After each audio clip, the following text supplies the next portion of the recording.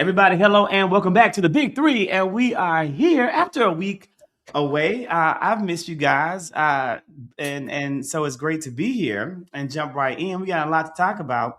Bradley is in the chat. Hello, Tiffany Zach and Ken. Hope you all had a wonderful week and happy Ash Wednesday Lenten season. You know it is. And I took my ass to get ash. I got ashes today, right here on the forehead. And so yeah, I love that. I was really happy to go and get my prayers and be ready to start a season of sacrifice. Tiffany and Kenny, are you guys giving anything up? I ain't sacrificing nothing, child. I'm not sacrificing my peace. I'm not sacrificing my blackness. I'm not sacrificing democracy. I'm not sacrificing shit. Okay, I've done enough sacrificing. Okay, I'm no more being the sacrificial lamb in this. Tiffany? No, I can follow the Pope, but I don't know if this is gonna be like something I could do because he said that we should be kinder. And I'm like, that would be really nice for me to do, but these people keep trying me. So I am not looking to start a fight, but if you come at me, then I have to defend myself or my senator if you try to come for her as well. On Sunday, and I go to church once a month. I go for communion. And during the first Sunday, when I usually go to church for my communion, the communion was canceled and service was virtual because of snow that didn't exist and in Atlanta.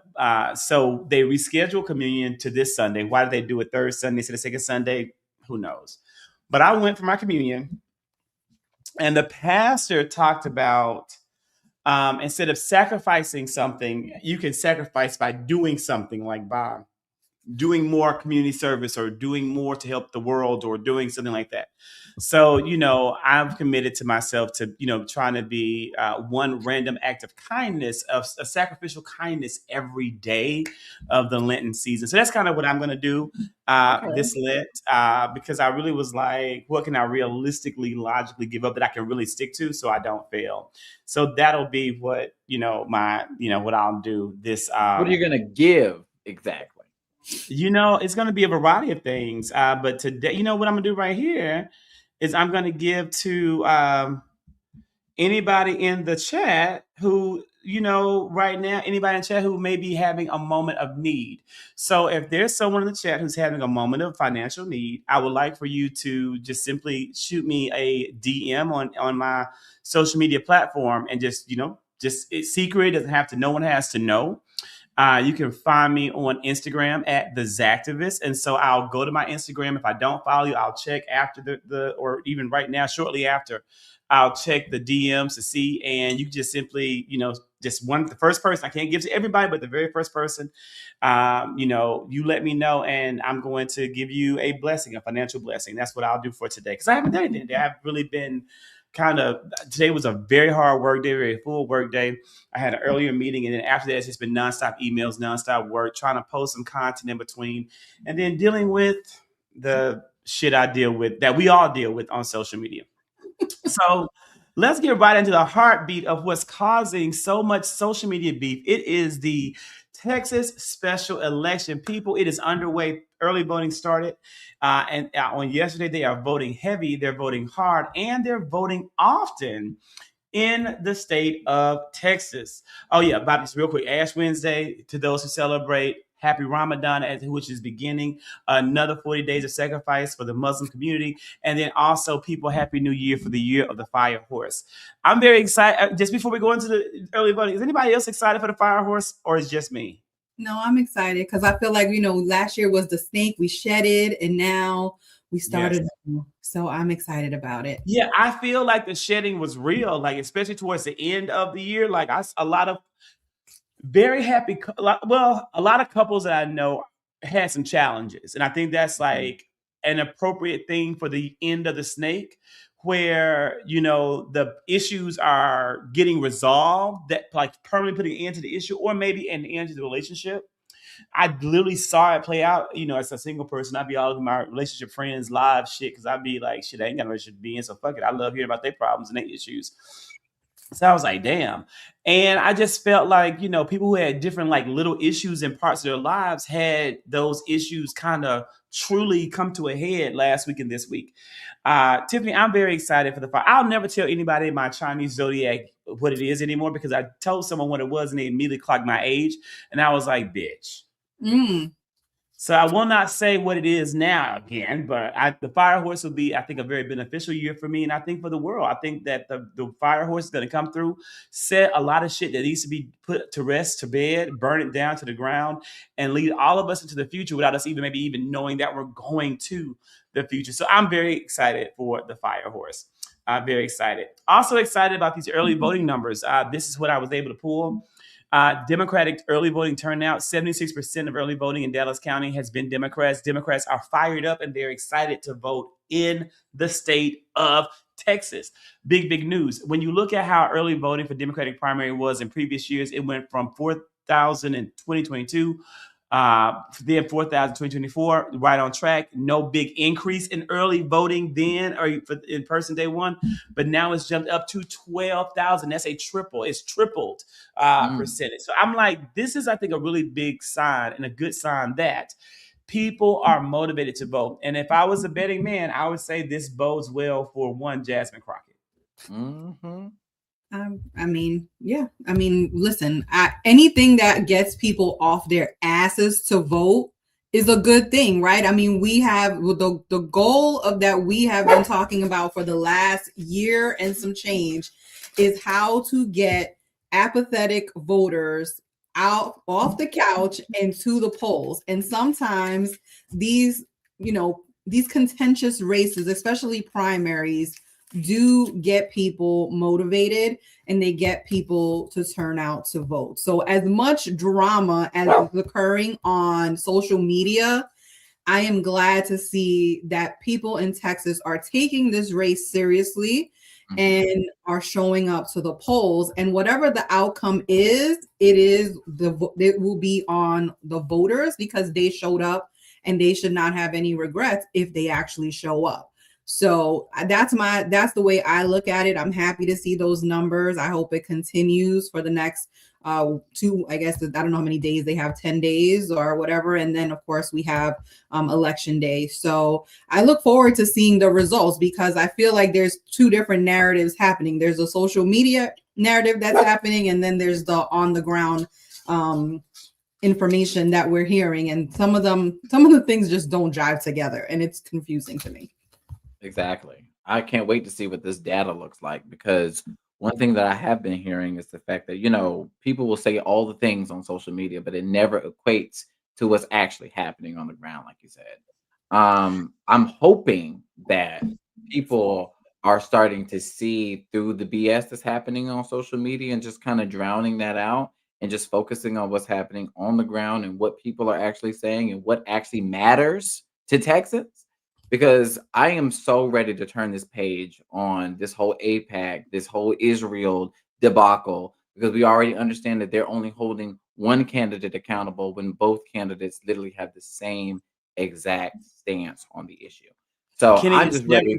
we're never gonna turn the page. That is like this is what's happening. This is like, and I want you, Kenny, also to kind of cue up. I want you to like kind of think about what you can tell us from the inside chats that you're having, and like what you can share with us about from Campaign Central for Crockett. But I want to say to everybody out there, right, like who are saying again, Kenny's like, I'm ready for the. It's not. Listen, the ops. And I try to be fair because my ideological beliefs are extremely progressive and kind of left leaning, very left leaning, like way the fuck out there. So I try really, really hard to be fair in my and how I frame it and what I say, because I don't want to attack people that have the same ideology that I have.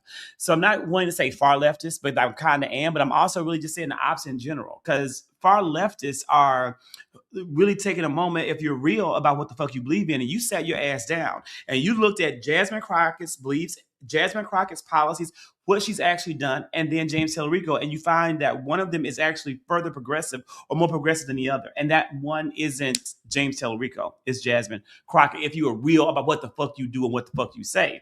Now, I firmly believe that the ops are out there and they know that the whole entire APAC, Gaza, all that is a valuable weapon against progress and against Democrats. They're not going to stop doing it. They're going to continue to do it. They took a break. They reactivated. They're paying their people. They've activated their bots. They are back in action. I think that it's up to us to deplatform these people, ignore these people, block these people, silence these people, unfollow these people. Because if they don't have a following, if they don't have supporters, they have nothing. That's my personal belief about it, but I don't think Kenny is going to go away. And again, I want you guys to just kind of tell us what you guys are hearing on the ground with the campaign as Elizabeth Booker Houston, the NAACP Image Award nominated social media content creator, has joined tonight's episode. Hello, y'all. How you doing? Hey, Liz. And we got Liz here because, again, Liz is, boots on the ground, officially with the campaign, doing the work. What can you guys tell us about what it's like now for Campaign Central, Crockett Campaign Headquarters? Well, I can tell you that our creator program is amazing and thriving and full of very passionate creators. I would say most of them are actually from Texas, which was very important to me.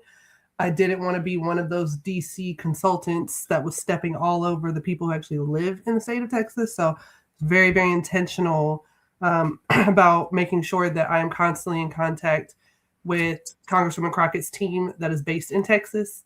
Talk to them daily, make sure to follow their lead, and bring my expertise as a digital creator to the space, but not, again, overstep the Texas voices. So every bit of what I have done with this campaign, and even before when I was just a supporter like anybody else, was to follow the lead of the folks in Texas. And so I think that's important for people to realize. And also, we're very excited. I mean, I know there's been a lot of setbacks, a lot of things that you see online, but what you see online doesn't always reflect what's actually happening on the ground and in person. And we know that Congresswoman Crockett is electable. The data looks very good for her. Right. She has an awesome chance of winning the primary, and not just the primary, but a recent independent poll showed that she actually has an amazing shot at winning the general election. No, yeah, it showed that she would beat Coroner and Paxton. Elizabeth, what are we like? Okay, so we talked a little bit earlier about early voting numbers, and we're seeing the early voting turnout from day one kind of come in. Democrats are overperforming Republicans in terms of the percentage of people who are early voting, so it shows high level of enthusiasm. But have you guys talked about like the areas and saying whether or not this bodes well for Crockett or Tellerico? I remember seeing a post from our friend Olivia Juliana, and Olivia said, "I will know after the first night who's going to win this race based upon Harris County turnout." Now, I haven't seen her follow that post back up, and I also, just haven't reached out because I don't, I haven't reached out to find out. I think, but from what I'm seeing, it would show that turnout in Harris County was strong, and that probably bodes well for Jasmine, right? That's how we've interpreted it, that it looks like it would be very strong for her. And just to give people some understanding about why the voter turnout is so strong is that we've got two different schools of thought happening here, right? James Tallarico was more so trying to flip independents and Republicans and try to, flip people from Republican side to lean Democrat and actually vote for him. Congresswoman Crockett was like, no, we just need to go ahead and activate the voters that we already have who are Democrats who just haven't felt inspired enough to get out and vote. And when we see these early voting numbers come in so strong, what that is telling us, at least how we're interpreting it, because we don't know for sure until we have all of the data, is that it seems like we're getting new voters. And that's really what Congresswoman Crockett focused on. So I want to give people some numbers because we talk about electability. And I just had a nice back and forth on Threads with a commenter who they were not rude. I like to explain to people, like, there's been folks who have just been very like laden with misogynoir in what they're saying. And then there's just some folks disgusting. Like, people have been, I'm like, damn, like the liberal left, the fuckers, the white people are out of fucking control. It's really been really disheartening to see. But then there's people who are just like, hey, I really love her and I will vote for her, but I don't think she can win because of X, Y, and Z. And those are the people that I'm having conversations with. And so I just told somebody, I said, look, let me put it this way. In 2024, we saw that Colin Allred lost his race by 959,492 votes. 1.2 million eligible Black voters in Texas did not vote. That is telling us that he had the numbers to actually win if people would actually turn out. Mm-hmm. And that is where we're getting that data from, as well as folks bringing up, this comes up a lot. They're saying, but the gerrymandering in the state. I want to remind people the gerrymandering does not matter for a Senate seat. It mattered for a House seat. It mattered because it's a statewide election. Exactly. Gerrymandering does not affect a Senate race because everyone in the state can vote. The issue with gerrymandering is in the House seats where you could potentially be drawn out of your district and then you can no longer vote for the candidate in that district. Everyone in Texas who is an eligible voter can vote for her. So that is not an issue. It was actually more of an issue when she was trying to maintain her House seat and stay in Texas 30. So Jasmine is very measured.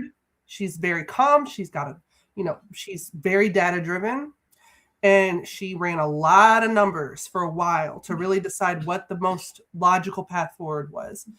This was not something she just jumped into. And I want to remind people that before she came into the race, Tallarico was still not leading. It was Colin Allred. He was actually beating Tallarico in the polls. Allred only dropped out of the race because Jasmine came in, and he knew Jasmine would even do better than he was doing. So I do want to point that out. And so she looked at these numbers, and that's what made her decide to enter the race. And also the fact that she has the experience and amazing policies to do this job. I just posted on Twitter. It was like the number of people who keep saying she's only running on identity politics and being anti-Trump. She has no policies. And I'm like, we've just watched this woman in a week interrogate Pam Bondi, get 2 detainees out of Dilley Detention Facility, or 3 actually, including Liam Ramos' father, Adrian. Okay. We have seen the questioning with who is it today? Sorry, I'm trying to remember who was the Lex something. Yes, Wexler. Was it Wexler? It's Les Wexner. And so Wexner. And then we have seen her do her job and then fly to Texas. She was here today in Washington, D.C., y'all. Yeah. Here today in Washington, D.C., interrogating this man and doing her job as a congresswoman, a sitting congresswoman. She is right now meeting at her second event in Texas, meeting with constituents. And I know this because I was coordinating the creators to be on the ground there. That's how hardworking she is. It's amazing. And Liz, I want to just take a moment to reiterate some of the things that you said that I really, hope that, because listen, this is what the bots are in overdrive on social media platforms. They are in overdrive. And we, the real people, it's just like our friend above said, we are the left. No, they're the bots. We are the damn left. We're the ones doing the real work. We're the ones fighting with all we have to make America. Can we talk about something with the left just really briefly? Because research has shown time and again, and this was just confirmed to me by Terrence Woodbury, if you guys know who that is, amazing data scientist. Mm-hmm. Black people in America. He's a 10 out of 10. On a handsomeness scale. You are so goofy. But I want to make the point. He's also stacked in the back. I just got to say that. Goodbye. Y'all stay on topic. I forgot where I was. Y'all know that when you say Terrence Woodbury. You know I'm a scientist, data lawyer, girl. You're over here deviating, Zachary. He makes me him and hot Tiffany. Oh, Lord. Here we go again with this shit. Now he's thinking about his Woodbury. Get out. Oh my God. More Liz. All right. Let's hear it. I'm a data girl too. Don't get me started. See, Zach is starting something. Let's just say on. Research has shown over and over again that Black people in America are further left on every issue than Democrats, except for LGBTQIA+ issues. And so the fact that Jasmine Crockett is staunchly pro-LGBTQIA+ rights, to the point that we all were there at CBC week when she stood on that stage in front of all those Black folks, and I was on stage right there, and she said, y'all got to cut the transphobia in our community. Mm-hmm. She's bold enough to call it out. And so she's further left on every issue than Democrats are. So it's very interesting to me that folks want to paint her as establishment or not progressive enough. And there was actually some research done some time ago while she was in the Texas House with Tallarico that showed that she was actually ranked far more progressive than Tallarico. Exactly. That's what I said in the very beginning, Elizabeth. If the leftists are real and what they're saying, if these people are real, they sat down and they compared like Jasmine's policies and what she has done to Tallarico's policy, what he's done to come up with the fact that she's a progressive candidate, that she's the real left-leaning candidate. Tallarico has taken the middle ground approach. He is courting moderates, and that's who he believes will be the answer. So that's why I agree with you when you said earlier, if you're saying it's about if it's a strategic difference, a strategic divide, and you firmly believe Texas can be won by catering to the moderates and catering to the centrists, then Tallarico is probably your candidate. If you believe that Texas voters who are uninspired because of the lack of progress being made in their state and in this country, then you're probably going to want to vote for Jasmine Crockett, who is more progressive in what she wants to do and what she wants to see. Elizabeth, you also said, I'm trying to remember the things that I wanted to highlight that you had said previously. You talked about the let me just the fact that Texas is a state where people do not vote. Are we seeing, and that's true, like a Democrat has not won statewide office since 1994, and that goes across the board. So when people are out there saying things like, she's unelectable. No Democrat has been electable since 1994, people. So that doesn't get it. When you're sitting, they've run the Tellerico candidate before in Beto O'Rourke. They have run that type of person. I'm going to push back a little bit. Has lost. I'm going to push back a little bit. I would actually not say that Beto and James are on the same page. Beto was actually a little bit more progressive than James. Exactly. The only reason I'm saying that is because he was willing to, do an assault rifle ban. He was very staunch about his position on certain things.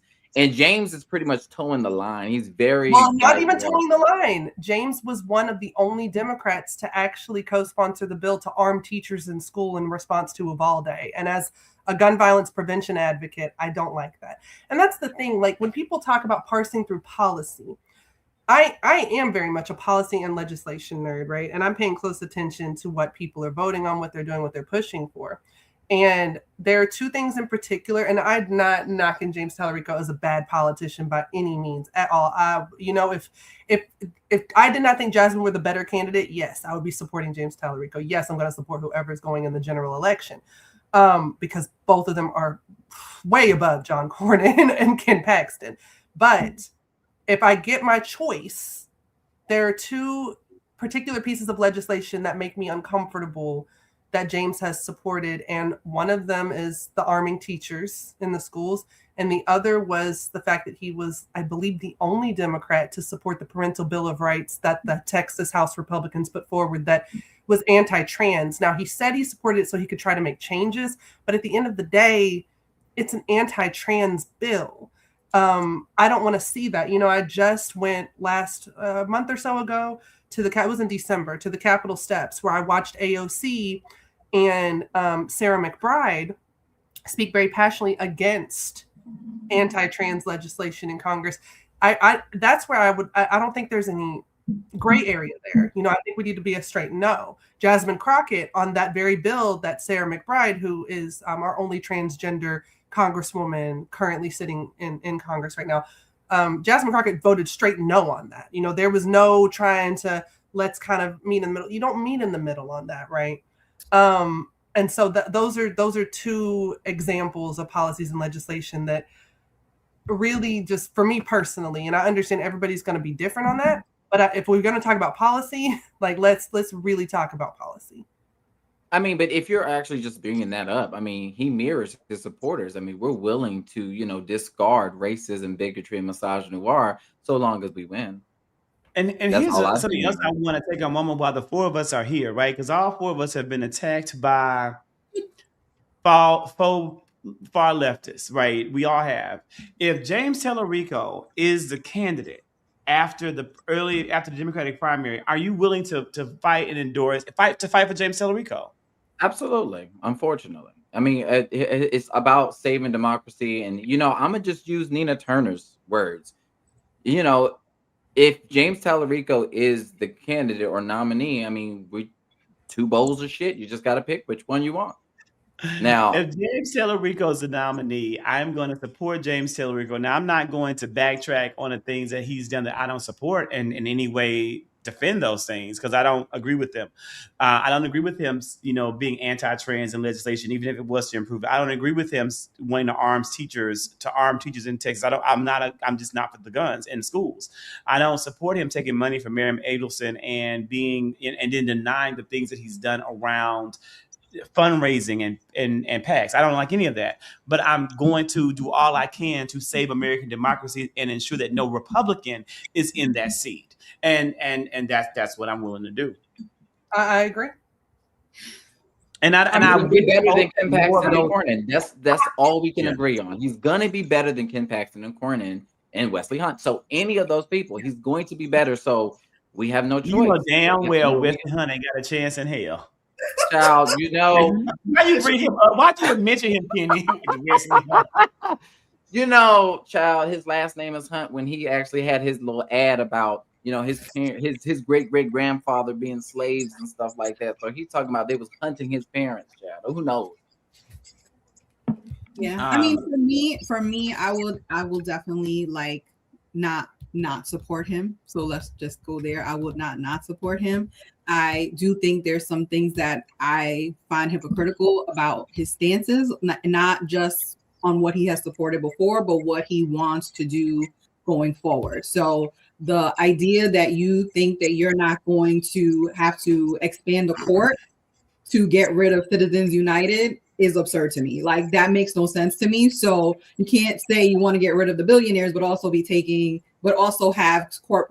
PACs, the super PAC that is supported by billionaires. So there's just these hypocritical things that I think need to be cleaned up if he does win. But I would never drag him or say anything negative about him, and I would encourage people, to obviously go against these people that are potentially going to win on the Republican side, because they got their own issues on that side, right? I mean, they're fighting like no other. I mean, Cornyn has spent, and his people have spent $60 million to try to defeat Ken Paxton. I mean, that's a lot of money, and they're still not winning. So Texas is going to pick whoever they want on the Republican side, and the Democrats will pick whomever they want. People will choose their fighters in this, and we'll go from there. But I respect voters. I always respect what the voters choose to do in primaries.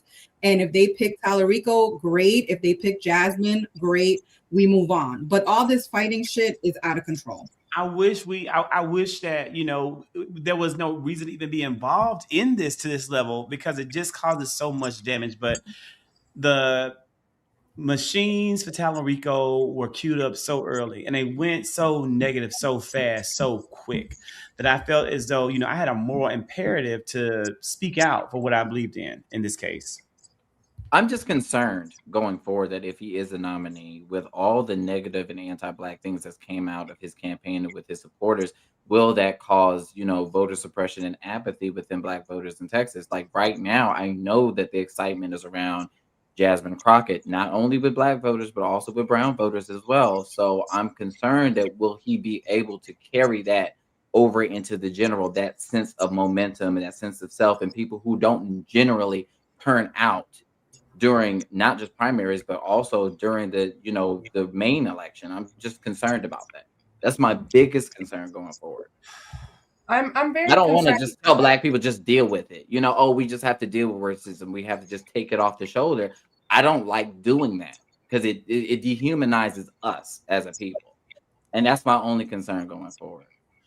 I'm concerned because I don't think he's actually got her level of electability, which I think is ironic considering the way people have talked about electability in this race, right? And I'm saying that based on the data. He's not as strong against her. He had to spend a lot of money to get his name ID up, and it still isn't there. Meanwhile, Jasmine Crockett was able to give $600,000 to down ballot races. She was able to invest her money differently to not only ensure her place on the ticket, but all of the other Democrats in Texas coming behind her who are going to help flip these seats or maintain seats. Like that is important. And I want people to really understand that. And, I find it interesting that people keep talking about him and Christianity. And that really gets me. I've met Jasmine Crockett's father multiple times. He's lovely. She is a PK. She's a preacher's kid. Jasmine Crockett is a Christian. She goes to church on Sundays. I find it really strange that people are only seeing Christianity as valid in the candidate when it's white Christianity. And that doesn't make sense to me when we know that white Christian churches have not been the ones that are about coalition building and movement building. And it's the Black church. We just, may he rest in power, lost Reverend Jesse Jackson. We know the power of the Black church. We don't, Dr. Martin Luther King Jr. was a reverend. We know the power of the Black churches during the Montgomery, Alabama bus boycott. We know the power of the Black church today. That's a different kind of power. And I find it really discouraging that so many people saw him and just said, yeah, that's the brand of Christianity we want, and not trying at all to down his participation in the faith. And I say that because I'm a Catholic, right? Which is already very different compared to like evangelical or Protestant denominations of Christianity in America. So I'm not. Did you get your ashes today? I ain't getting no ashes. Okay, I ain't getting no ashes. I done enough. All right, as a good Catholic, I've done enough.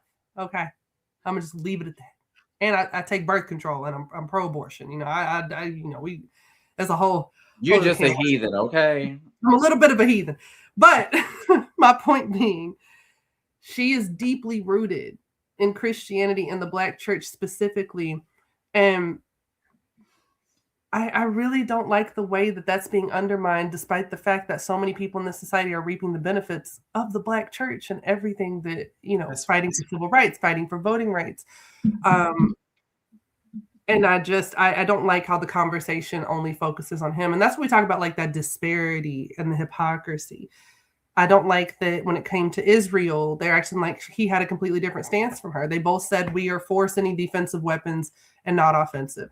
And she said it time and time again. She signed that letter telling Joe Biden, don't send any more offensive weapons. And she only voted yes on one aid package to send defensive weapons along with humanitarian aid. I had somebody tell me today she's always voted 100% yes on Israel. I'm like, well, the legislation that you go check out on the House website shows her voting no on all but one bill. She actually voted no, on Israeli funding more than she voted yes by quite a bit. And again, I don't even think that's an area where we can make a decision in this race, because quite frankly, she and Tallarico have the same stance. So I think that that's a wash. And I don't understand why that's taking over the discourse, especially since it's not even a top 10 issue for Texans. But it's very frustrating to have that disinformation put out there and then make it seem like he's better on an issue where he's the same, to the point that I had a woman today argue with me on Twitter and say, well, he was bullied into it, taking that stance so that he wouldn't be called anti-Semitic. And I was like, Jesus, help us. The infantilization of white men for this white woman to make up an entire fan fiction to justify why he had the same stance when it came to Israel and Gaza. And she couldn't, that's what cognitive dissonance really is, right? It's when you just can't reconcile what's going on. So you try with the words coming out of your mouth and the thoughts in your brain to try to make it match up somehow. That's what she was struggling to do. So she made up this whole fan fiction about him being bullied, which I thought was ironic, because if that were even true, and it's not, but if that were true, why would you want to vote for somebody who could be bullied so easily? I love how you call it the what is the infantilization of white men? Like, it's just so real. I want to very briefly address educate to free us. We should also know Jasmine hasn't spent any money. She just had her biggest ad buy on Tallarico spending. That is something that Kenny, Brian, and I have discussed. Like, that is a great point. And somebody else in the comments also talks about all the ads they've seen with Tallarico. He's spending because he doesn't have the name recognition. People in Texas don't know him because he hasn't laid the groundwork for a statewide campaign of this magnitude. So he has to spend to increase his name recognition, and he's spending all the money he has because this is his last shot. He knows internal polling. He knows that he's down. He knows that he is the underdog. He knows that he's a long shot, despite what people on social media are saying. And so he's out there giving it all he's got and going for broke because that's all he has. Whereas Jasmine is running a much more measured strategic campaign, holding on to funds to prepare to fight against the juggernaut that is that is a Texas Republican Party in the actual general election. But she said that recently in an interview yesterday when she was talking about how she has literally been outspent like 10 to 1. And it's the mere fact that she understands the Republicans are going to outraise the candidate, whoever the Democratic candidate is going to be. So you have to be smart with your money. You have to make sure that you're putting it in certain areas so that way your message is being heard and that way it's actually reaching out to voters. Jasmine is very strategic in what she's doing. And I think a lot of people aren't taking that into account.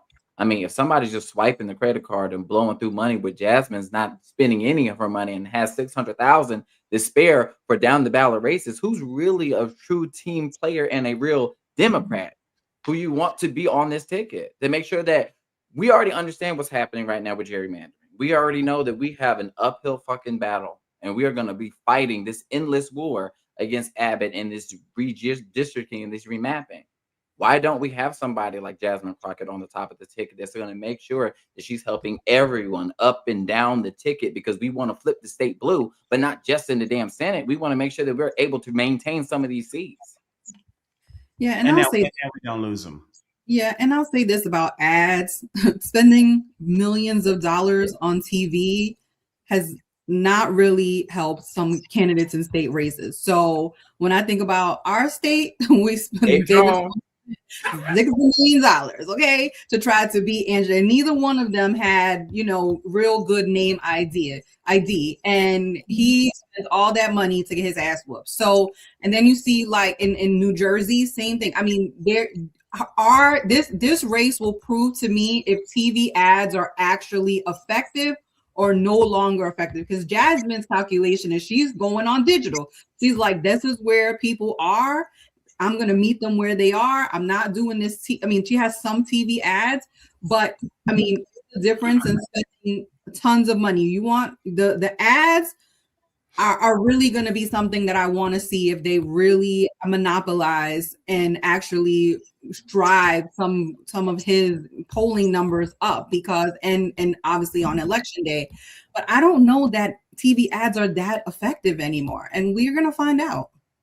We're going to find out. She also did a lot of local media as well, a lot of local Texas media. She wants to make sure that she's seeing the people, meeting them where they are, where they get their information from. So that's a big thing. Elizabeth, can you, and I'm going to assume good intent. I'm going to assume good intent from Richard here about which of them opposes Israel's genocide. And I could answer to a certain extent, but you may be able to do a better job in responding to Jasmine's history of opposing the genocide that has happened in Gaza on behalf of the Israeli government and Benjamin Netanyahu. Because when I speak of it again, don't let me go on record, because I have been accused of so much today on social media. Zachary Kirk firmly believes in a two-state solution. I firmly support and endorse and pray for a free and autonomous Palestine, a nation that's able to govern itself, that will be governed by the democracy and the will of the people of Palestine in whatever way they choose and want to be led. And I also believe in the sovereignty of Israel and its right to exist and protect itself from foreign defenders and defenders right there. And firmly believe that, yes, there is a genocide that has happened in the state of Israel to the people, the Palestinian people of Gaza, implemented and perpetuated by the government, their government and their leader, Benjamin Netanyahu. With that being said, would you like to speak to this, or if not, I can do it too? Yeah, I can speak to this. Also, I love that I love when I speak about this, because the reality of things, and people call me a centrist. I think all the white people need to go back where the hell they came from. Well, they call me a Zionist, and I'm like, can a black person even be a Zionist? I don't think you can. I don't think a black person can be a Zionist. I'm just saying, I have you want to talk about far left? I got a further left position on Israel and Palestine than Zachary does. So that's what's interesting. But my position aside, both James Tallarico and Jasmine Crockett are against the genocide in Gaza. They are not for the genocide in Gaza. however they want to term it, whatever they want to call it. I love how somebody said they agree with that they could go back where they came from. I agree. But that is my stance, not the stance of either politician that I'm aware of in this conversation. But they both believe in the humanity of the people there. They both believe in humanitarian aid going to Gaza. And like I said, they both believe in giving defensive weapon funding, which they view as different from offensive weapon funding. I understand the differing minds on that. Mm-hmm. And I'm also a differing mind on that. I don't want to give them nothing. But they don't want to give them offensive weapons, which is what is used to go out and murder these people, right? So I think that pretty clearly says that both candidates are against the genocide in Gaza. And if anybody wants to know about other genocides, by the way, I'm pretty sure they're against all the other genocides too. Congo, Tigray, Sudan. The Armenian genocide. There's a lot going on. Indigenous genocide. Between the Turks and the Kurds. Indigenous genocide right here in the United States, trans genocide that is being enacted here in the United States. I would say they're both against that. I can confidently say, even though I have not gotten to speak to Tallarico and I've only spoken to Crockett, that they're both against genocide. So I think that's a ridiculous thing to even try to come at either candidate on. Now, I have responded snarkily to some people online when they bring up something about Congresswoman Crockett with, well, here's something about James Tallarico. And they say, well, this shouldn't matter. And I go, I agree. But if we're going to, what's good for the goose is good for the gander. If you're going to bring it up with her, you need to make sure that you're criticizing him in the same way, which Nina Turner, I appreciate that she pointed that out today. And I thanked her. I said, I love the fact that she has remained logically and morally consistent. We're not seeing a lot of that. And I appreciate the fact that she said, hey, I don't think that either one of these candidates are actually up to par for the beliefs that we hold. And I appreciate that honesty, because trying to pretend that only the Black woman is not good enough based on this issue is just folks lying to themselves and lying to others. Yeah. And again, Jasmine has spoken ardently about her beliefs around the genocide that has happened in Gaza. She has been, she's made multiple statements about this. So I don't even understand how that is a question or how that's being brought into question. Mm-hmm. Yeah. And continuing on, anything else on this topic before we go into the international fallout from the Epstein files? Listeners, you're free, of course, to hang out with us as long as you want. But because that's our next topic, is really talking about how in the international community, there seems to be consequences for a number of people that we're not seeing here in America. And it seems as though the news cycles in other countries are being way more forthcoming than what we're getting here. Yeah, well, apparently other countries care about accountability and we don't. So how can we hold somebody accountable? I mean, hell, we can't even have a fucking hearing and somebody actually answer fucking questions. We can't do shit. Exactly. There's no such. I mean, we are at a place where we can't even get the truth at this point. I mean, it's like seems like it's almost impossible to do that. So people, and then there's like she said, the cognitive dissonance of people trying to make some sense of what is listen, they're pedos, okay? They are what they are. Like, we cannot stop sugarcoating that shit because it is what it is. But I still see people defending the bullshit, and we're not going to get anywhere with it. I mean, this woman couldn't even look at the victim because she doesn't even believe these women. I mean, this is where we are. So yes, I applaud anyone that's holding their people in their country accountable, but I don't expect the same thing to happen here because we have a government that is corrupt and the pedo is the motherfucking president. We're not going to be able to do anything until the Dow drops. It seems like that's what's going on.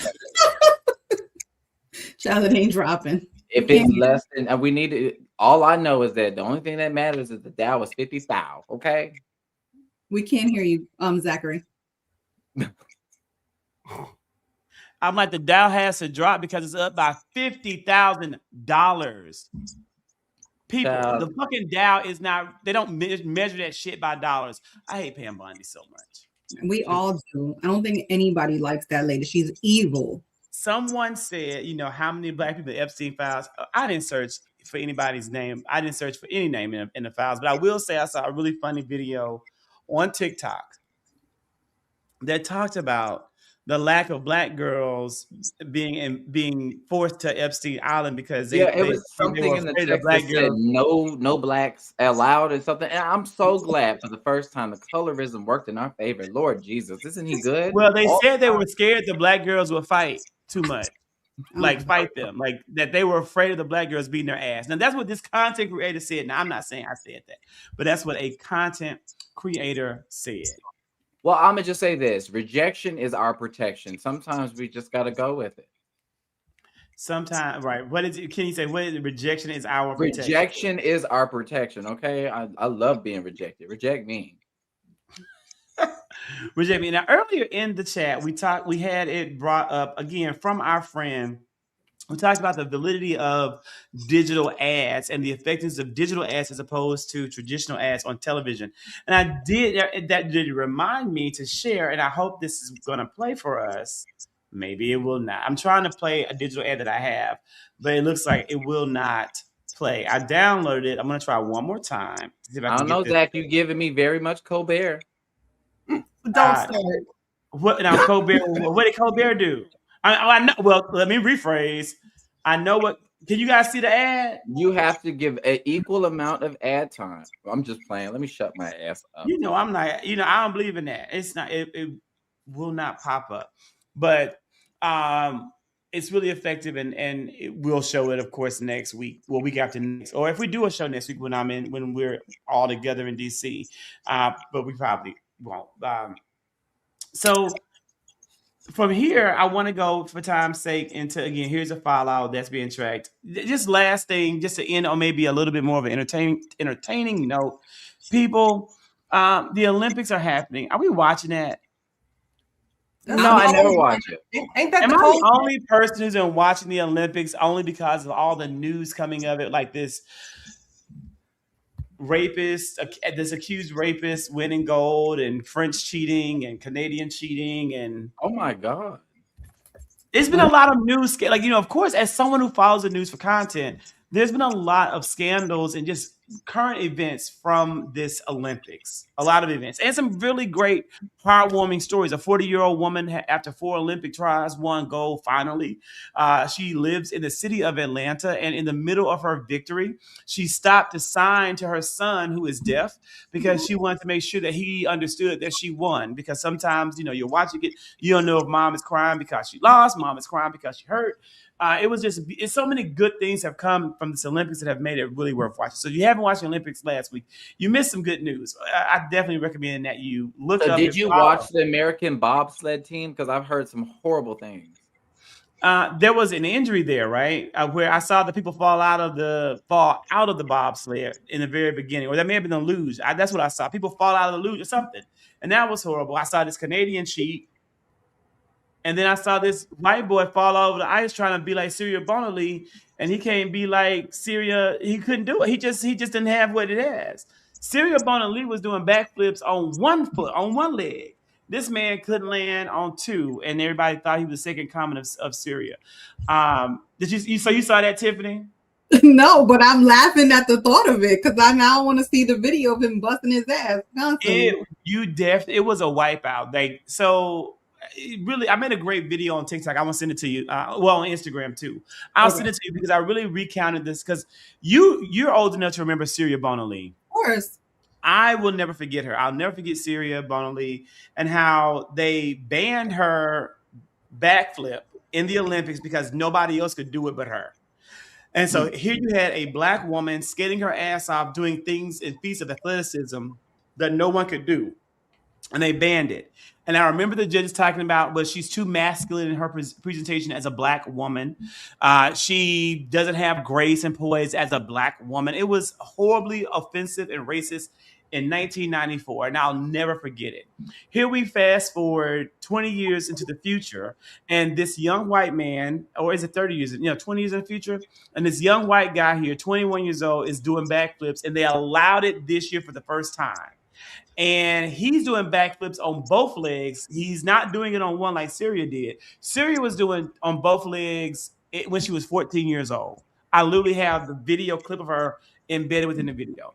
And so they just knew this man was going to win gold. He did help lead Team USA to the team gold, but on individuals, this motherfucker got on that ice and he fucking blanked the fuck out. I was shocked. I was like mouth wide open, like, what the fuck? This man flipped and flopped and fucked up and went from first place to 8th place. And I'm going to tell you right here, while he may not have understood what happened, I know what happened. It's the motherfucking ancestors. Every single black person who's ever skated on the ice came down with the power of Grayskull and bopped his ass for not giving credit and homage to who he stole that shit from. And, you know, it wasn't hard for me to watch it. Well, I need to watch it. It sounds like something I need, have in the background. It really may be. So, one thing that we have got to just also conclude on, and I'm going to open the floor for any other things out there that you guys thought. He is young, Midnight Sun. Midnight Sun. I know, was that too harsh? It may have been too harsh. I apologize. He is a baby. He's 21 years old. God bless the children. Listen, so one thing that a new section I want to add to the mix, a whole segment, Tiffany. We went viral week before last because of white men who could make you hem and haw. And actually the term was a little bit different, but I'm not going to say what I want to say. I want to call this section, what white man or what's making Tiffany's pussy wet this week. But let me tell you what I don't want to have happen. Goodbye. No, baby, tell you right here. I do not want to have her husband beat my ass because, I've seen him and he does look like he could beat my ass. So I'm not going to call that this segment. We just going to say him and haw. So is there anything for each of us this week that's making us him and haw? Well, Cross is back, and Cross is my show based in DC.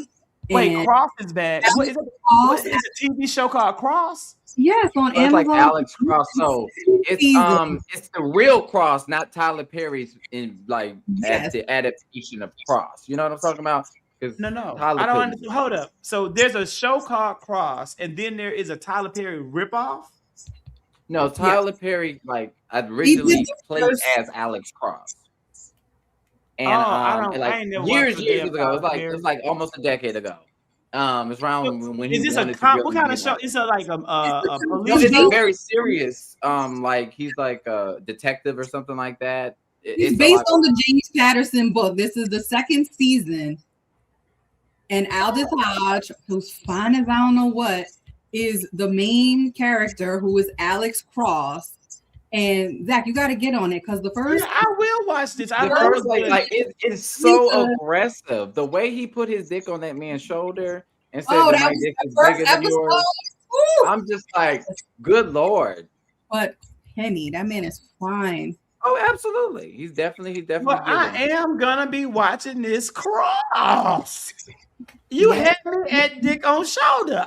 We gonna be watching Cross. Yes, please watch it. It's extremely good, and like I said, it's set in DC. The music is good in the show. I love a DC. I love a House of Cards type set in DC. DC had me hooked at House of Cards. You'll binge through that real quick for the first season, and then like I said, the new season came out last week. So I am that man.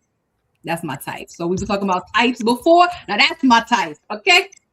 So I will be giving this show a chance, and so we will be able to just catch up on it, and we'll, maybe we'll have that can be the group chat. Kenny, what this week is having you him and haw of the week? Him and haw. You talking about me being upset, or you talking about hum and sway? Oh, I meant hum and sway. Okay, yeah. I don't speak Cajun Jack. Hum and haw, and I'm like, I know. Everybody sway. My bad. Hum and sway.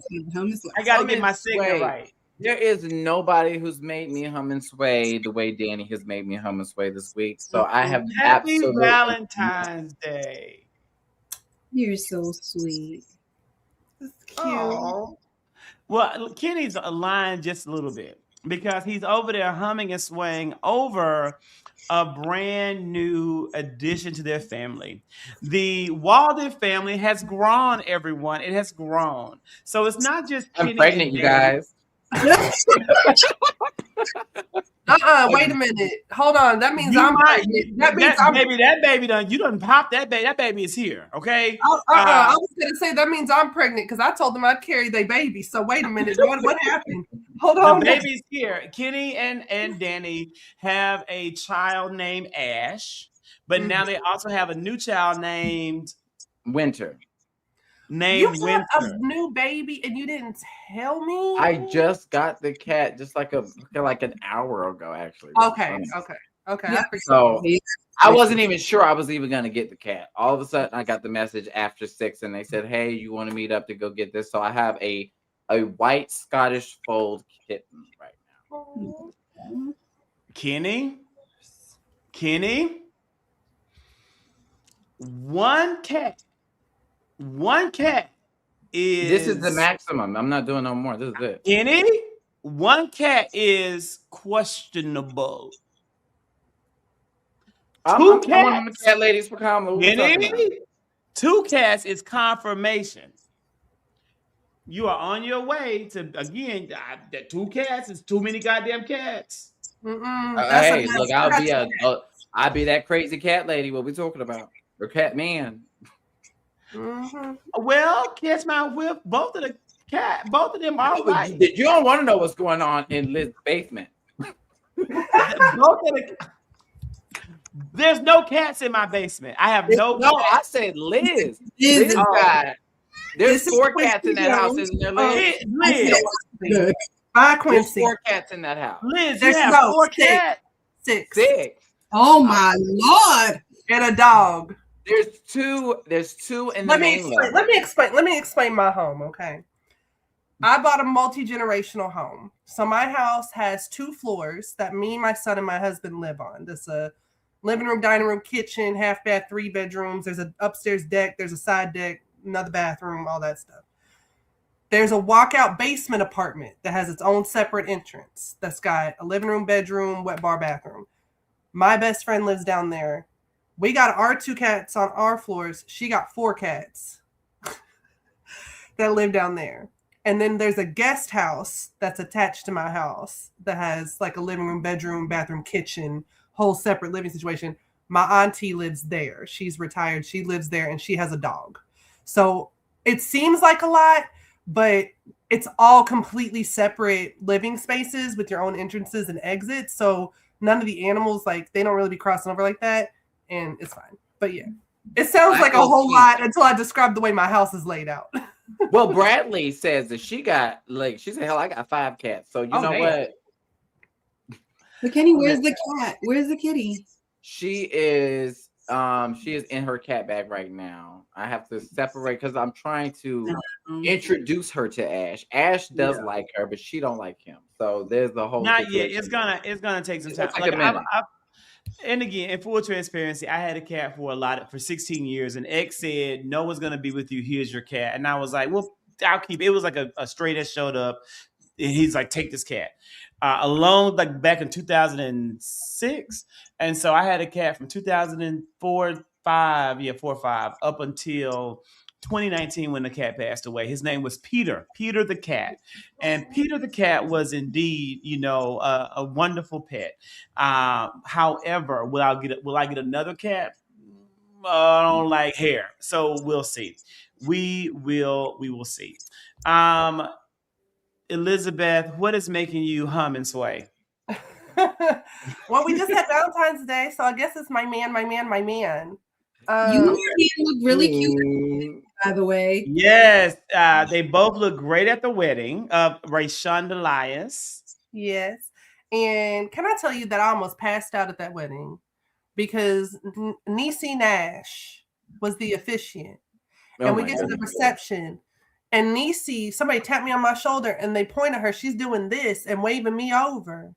Tell me how much she loves my content. I almost died. I was like, oh my God. Because y'all have to understand there's not that many Black women comedians that we had to look up to. And she was one of them. Right. So that was really validating. But on the romantic side, me and my man, we went to Louisville, Kentucky to this beautiful wedding. It was gorgeous. And we got all dressed up. I said, my husband looked rich. He looked rich in his suit. I said, this is crazy. I said, why you look like wealthy white man? I So love I sorry, love burgundy. I love it.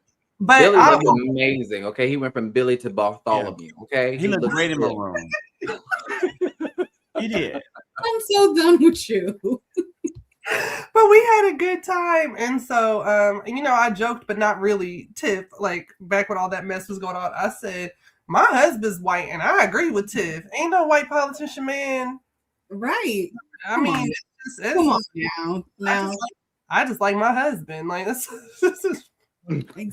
I'm going to interview Andy Bashir tomorrow. It's perfectly platonic. Like, my bad. I don't know. Hey, no juice. He got no. I respect Andy the man, Bashir. No juice, baby. Nah, baby. Andy Bashir ain't got no juice.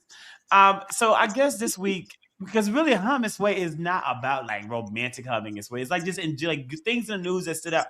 And I'm trying to think what made me hum, like what made I didn't even throw up there. Oh, if we want to talk about the news. If you want to talk about No, that's kind of this segment. I think we should ask that every week since Tiffany went super viral with the clip. I can't even go viral for that shit. Out of all things I could go viral for, that was the most ridiculous. Can we talk about the fact that if I join y'all again, I got to do something about the lighting in this room? Because first of all, I'm in my winter color. The wall is pink. I'm wearing beige. This is terrible. It's y'all, okay. This is a sad but true story. I gotta tell them, Elizabeth. I saw Elizabeth last week, and I thought she had on beige, like those old woman stockings. And I'm like, girl, why you got these stockings? And she was like, those are my legs. Damn. And I'm like, damn. But now to her credit, you telling us on live that she was ashy. But let me give her 10. Those legs were. But let me tell you, there was not one hair on the motherfuckers. They were smooth as shit. It was like smooth as shit. So her legs were so smooth. They were so pretty. They were. I got to give the credit. They just were extremely beige. They were. I looked like Clay underneath Megan Thee Stallion in the pictures because people didn't even know. Oh my God, I didn't even see him underneath it. He blended in so well. Oh my God, that was so funny. Oh, good Lord. So, and so with that being said, guys, I think again, who this week was in it? What happened good this week that made me hum and sway? I was really happy about the 41-year-old. Her name is Elena Reyes. I think is her name, 41 years old. She is not from Atlanta, but she lives in Atlanta. I was just so happy for her to win gold, and it was a monobob. She won a gold medal for the monobob after multiple times trying to win. And it just touched my heart because it shows that